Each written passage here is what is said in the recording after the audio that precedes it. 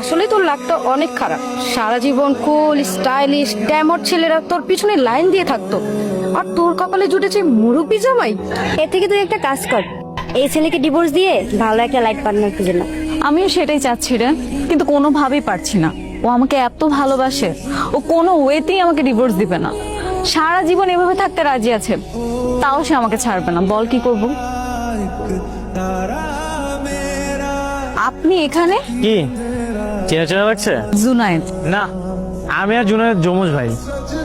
দুর্ভাগ্যবশত আমরা যমজ ভাই হয়ে গেছি। আর ও যেমন বস্তি খ্যাত, ও তো আমার মতো এমন হ্যান্ডসাম না, কুল না। শুনলাম জুনায়েদ নাকি বিয়ে করেছে। ওর বউকে দেখার আমার খুব ইচ্ছা হলো। ভেবেছিলাম ওর মতো খ্যাত বস্তি একটা মেয়েকে বিয়ে করবে।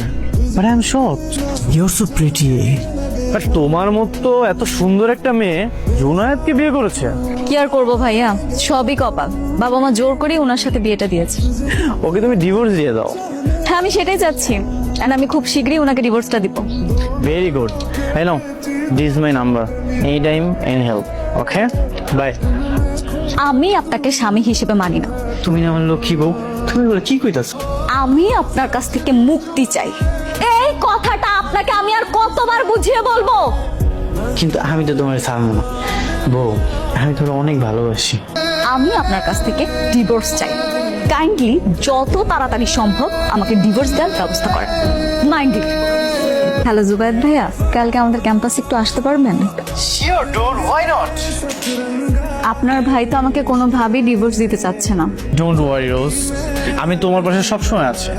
আমার অনেক পরিচিত আইনজীবী আছে, আমি তোমাদের ডিভোর্সটা করিয়ে দিচ্ছি। ওকে? বাইকে ঘুরতে পছন্দ করো? হ্যাঁ, ভালো লাগে। ওকে, তাহলে চলো। কেমন লাগছে আমার সাথে ঘুরে?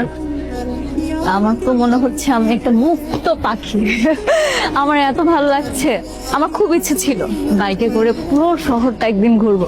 আজকে সেই ইচ্ছেটা পূরণ হলো। Thank you. এখন থেকে তোমাকে মুক্ত পাখির মতোই মনে হবে।